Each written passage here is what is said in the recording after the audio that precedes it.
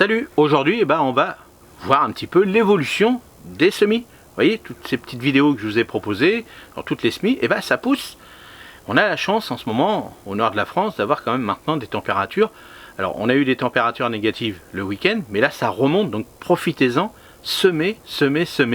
Alors si vous avez la chance d'avoir un petit châssis, un petit tunnel, ou des petits ou un grand tunnel comme ça, mais rien qu'un petit châssis, je peux vous dire que là, avec les températures qu'on a, même la nuit, il fait 7 degrés. Alors chez moi, bien sûr, regardez chez vous comment c'est, bien sûr, avant de vous aventurer à faire ça. Mais par exemple, là, je vais vous faire cette semaine, je vais vous montrer les semis de carottes et de radis. Allez-y, faites-le, parce que là, les températures sont bien. Alors, je vais vous donner aussi des techniques. Alors, je vous donne une petite technique pour avancer un petit peu. Si vraiment vous ne savez pas trop, que vous voulez démarrer un petit peu, un petit châssis à l'extérieur, mettez une petite bâche noire, recouvrez votre châssis ou votre tunnel nantais, et là, pendant 2-3 jours, ça va se réchauffer, et là, après, vous pourrez faire vos semis. Allez, je vous montre l'évolution, je peux vous dire que ça pousse énormément. Alors là, nouveauté qui a bien poussé, c'est le thym. Je vous avais fait, vous voyez ici, ça c'est le thym, je vous avais fait montrer comment semer le thym. Alors moi, vous avez vu, j'en ai mis beaucoup. Alors là, j'en ai même mis un petit peu de trop. Bon, il y a des modes, par exemple, celle-ci, celle-ci, je vais en enlever, je vais la couper en deux. Mais je vous montrerai quand je vais faire le rempotage. C'est des fois, j'en mets toujours un peu plus pour avoir la chance d'avoir une réussite dans les micro-modes. Mais là, ça se passe bien parce que le temps est bénéfique. Et là maintenant, donc vous voyez, je vous remonte l'ensemble. Là maintenant, je les mets comme ça. Donc j'ai tout mon petit système, comme je vous le remontre, où j'ai mis ma bâche, j'ai mon petit voile ici d'hivernage, que je mets dessus. Donc là j'ai ma petite table avec le thermomètre que j'ai éteint, que je l'ai laissé, ce week-end il a fait froid, donc j'avais mis à peu près 10 degrés pour avoir en dessous 10 degrés sous la table. Vous voyez, quand on met 10 degrés, c'est 10 degrés à partir de là, à partir d'ici, en dessous, mais dessus, il n'y a pas 10 degrés, c'est toujours à peu près 4-5 degrés de plus, donc pour avoir 5 degrés au moins minimum, surtout, alors pour le persil, tout ça c'est pas très bien, mais surtout pour mes tomates, il fallait au moins 5 degrés, mais voilà, une nuit c'est bien, mais pas tout le temps non plus, donc là j'ai mis 10 degrés sur le thermostat, et comme ça j'avais 5 sur, bien protégé quand même, et puis là on peut aller voir, voilà, vous voyez. Alors, je vais le laisser comme ça, je vais faire ça, ça va mieux voir. Voilà, je vais le laisser comme ça. Vous voyez là, à l'intérieur, il a fait 16,9, presque 17. Et puis cette nuit, il a fait 7 degrés. Alors 7 degrés sous le tunnel, chauffé, mais comme il faisait 7 degrés à l'extérieur, donc il n'a pas trop chauffé. Donc j'ai fait des économies. Et là, toute cette semaine, c'est ce qui va se passer. Je vais faire énormément d'économies parce que la nuit, je vais avoir mes 7 degrés, donc je ne vais pas avoir besoin de chauffer parce que le thym, maintenant qu'il est sorti, vous voyez, tout l'ensemble de ces plaques, ils sont sortis. Donc ils n'ont plus besoin des 20 degrés ou du 15 degrés qu'ils avaient besoin pour germer. Là, ça y est, c'est fait. Donc là, maintenant, là, on arrive au persil. Vous voyez, là, c'est le persil frisé, celui-ci. Là, c'est le plat que j'avais fait un peu plus tard parce que je n'avais pas encore eu mes graines, mais là, j'ai fait. Puis voilà, hop, maintenant... je passe, vous voyez là c'est sorti, donc dès lors que c'est sorti, hop, on peut le laisser à 5-6 degrés la nuit, c'est pas grave, puis vous voyez là il va faire 17, là s'il y a un rayon de soleil, il va faire encore plus chaud même, et ça va peut-être monter à 20-25 degrés sous le tunnel, donc même 20-25 degrés, ça va être même trop pour le persil par exemple, ça va être de trop pour les choux, vous voyez l'évolution des choux, donc là on commence, les 2 premiers cotylédons sont sortis, vous voyez là ça commence, alors le chou c'est toujours une petite culture un peu plus délicate, Là ici, donc là, on a les épinards qu'on va commencer bientôt à rempoter. On va regarder la petite meute si on peut. Voilà. Hop. Allez, on va essayer de voir ça comme ça. Vous voyez. Là, je pourrais m'amuser, mais je préfère avoir une petite racine quand même, pour être sûr. J'attends qu'il y ait des racines quand même pour pouvoir le faire. Mais là, vous voyez, ça se passe bien. Même regarder en dessous. Vous voyez.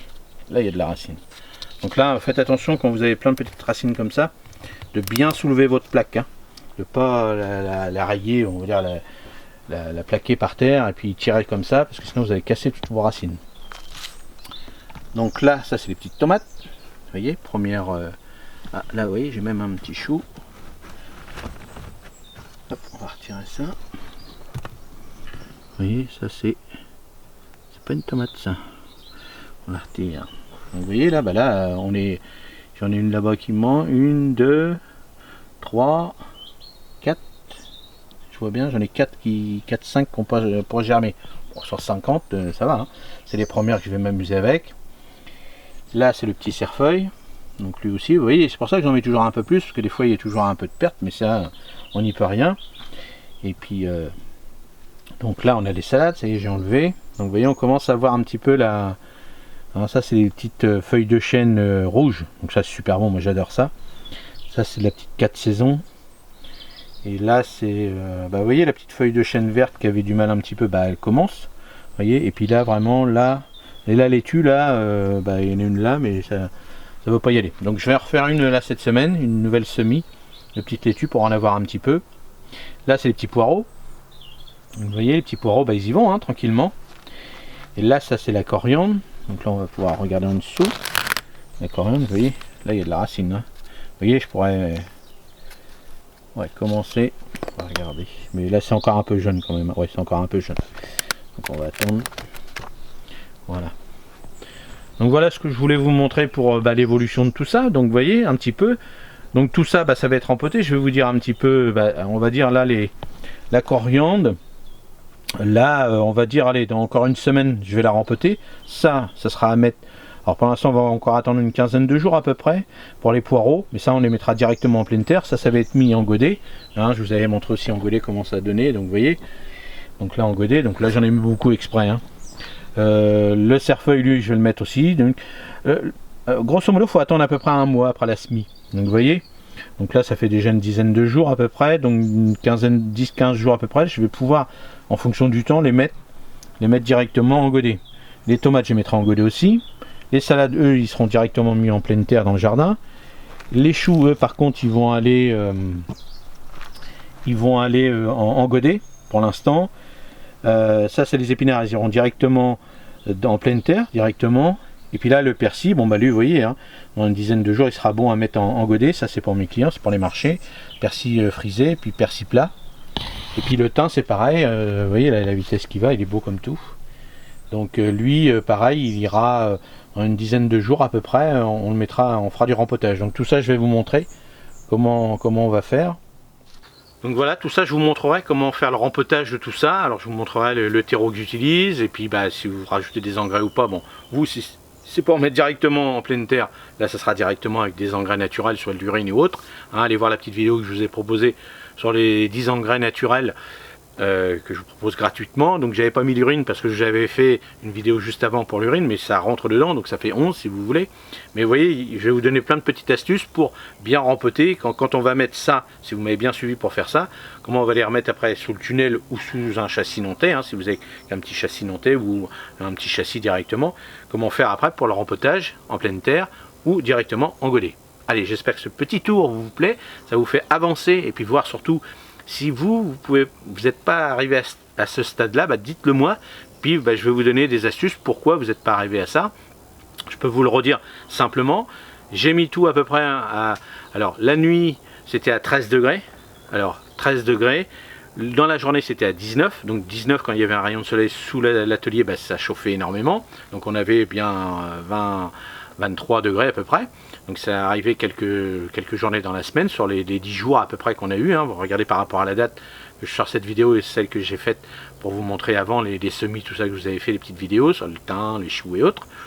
Et comme ça vous permet de voir. Et après, je les ai mis à fur et à mesure ici, que dès lors que je vous ai toujours dit, dès lors qu'on voit la première germination qui arrive, vous voyez, comme le thym, par exemple, dès lors que ça commence à sortir, hop, on les met directement à pleine lumière. Il faut de la lumière, vous voyez, là je suis éclairé par le soleil, il y a plein de lumière parce que sinon ils vont filer, ils vont monter. Vous voyez, mes tomates sont toutes petites parce que les tomates, ils n'ont pas eu le temps de filer. Si vous laissez ça sur le rebord de fenêtre de votre maison, ils vont chercher la lumière, chaleur, humidité, ils vont monter, ils vont chercher la lumière et vous allez avoir des trucs qui sont pas terribles, quoi. Donc il faut mieux avoir après un petit châssis. Là à l'extérieur, si vous êtes dans ces régions où on va plus avoir de gelée, là ils annoncent pendant 15 jours plus de gelée.